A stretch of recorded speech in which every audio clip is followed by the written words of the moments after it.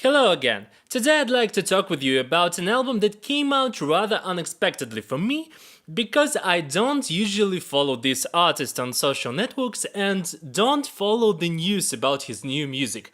So, recently we've got an album from this guy and I'm pretty happy about it despite the fact that I enjoyed his previous works much better. Here it is the album that is sad and tells either depressive or abusive love relationship stories, which was not the case for the previous record. Still, it's a better and more adult representation of these topics compared to this majority of artists in the contemporary pop and R&B scene. Weeknd, a Canadian singer-songwriter famous for many works varying from his older Hills and to his more contemporary Starboy with Daft Punk. Basically, I've been reviewing Starboy in the past and I really like the album because of the simple fact that I wanted to replay it right after the first listen. So I played the album twice in a row just when it was just released. Despite the fact that the lyrics were somewhat silly and the production of the overall music content has been done by a large team of producers and songwriters, the record was the best of 2016, at least for me. As I have said, the current release was unexpected, so here we have it and let us review it. My Dear Melancholy, that's the album's title, which starts like a beginning of a certain letter addressed to Weeknd's own feelings of melancholy, sadness and depression associated with his previous and current relationships. It seems like the songs composed and performed for this album serve as the paragraphs of this letter.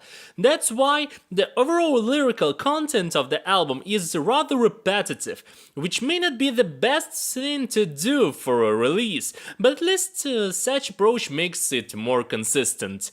The album's cover and its art, maybe, represents and references one of the famous pictures of Michael Jackson, but I don't know why actually. It makes it less similar to any of Jackson's works, despite the fact that Weeknd's vocals in general really remind me of Michael.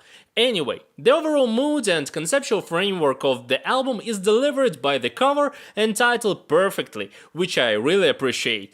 Basically, here we've got 6 R&B tracks that are based on dark, dull and groovy instrumentals, with the inclusion of trap rhythmic and overall pulse of the tracks has much more similarities with the hip-hop than with R&B, to my opinion. Still, in overall sound, it feels like darker version of R&B that is groovy and slow. But what makes it more like R&B is the vocals of Weeknd that is usually so highly emotional and so dramatic that it really starts to be boring by the end of the record. In general, the album sounds like a concert in a deep, dark club that gathers all slums of the society. And here, on the main scene that is covered with the dust, the Weeknd cries about his feelings and pain. Seriously, the instrumentation part is more simplistic and more primitive compared from the one of Starboy, which was like a laser show shooting synthesizers everywhere. Here we've got a foundation in several chords, repetitive beats, low tempo, and all the melodic content is done by the vocals, generally, which I personally like, and I have no problem with it. I don't think that the album features the best performance of Weeknd, but it makes the job done. It delivers the emotion and the mood, and actually thanks for that. Yes, the differences in rhythmic vary from one track to another, while Call Out My Name features more bluesy vibe, Try Me is highly inspired by trap tunes, and Wasted Times has much in common with Afrobeat. Of course, that's what I heard there, maybe it's not true in reality. By the way, the only thing that pisses me off about instrumentation is the alarm sounds in I Was Never There. Really annoys me. Lyrics is the weakest spot here. Not only the lines are primitive and even cringy sometimes, because it really gets tiring to hear another cycle of I don't wanna wake up, I don't wanna hurt you, or any other line that doesn't differ from one track to another. The words are different, the meaning is the same, so they are not only primitive but really not memorable. Of course, there is an inclusion of some symbolism regarding the pills. I take 2 red pills to forget the blues, which can be interpreted as a clear reference to Matrix, where red pills represent the truth and blue pills represent the overall ignorance is bliss concept. Wasted times as a reference to a really wasted time in attempt to forgetting the previous relationships by diving deep into new ones without love just to forget everything. And he concludes that it was a waste of time. Yes, it's not the best insight you could get in the music, but it's an insight nonetheless. Still, as I have said, there is no dynamics and no real story behind the lyrics. Of course, somebody would argue that the lyrics refer to the previous relationships with Selena Gomez, but it's just an assumption. And there is no clear meaning and no story behind the lyrical content of the album in itself.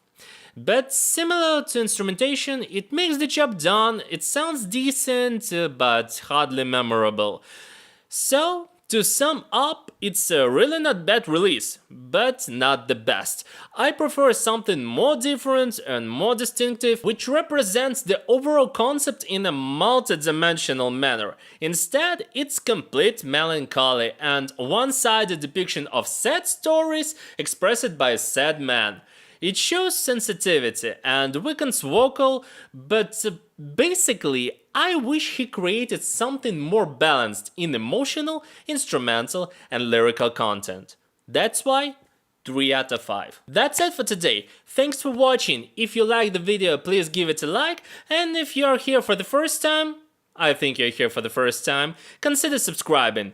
Also, don't forget to subscribe to my Instagram, Twitter, and Telegram pages. You'll find the links in the description below. And now, that's it for today. Thanks everyone, and goodbye to everyone.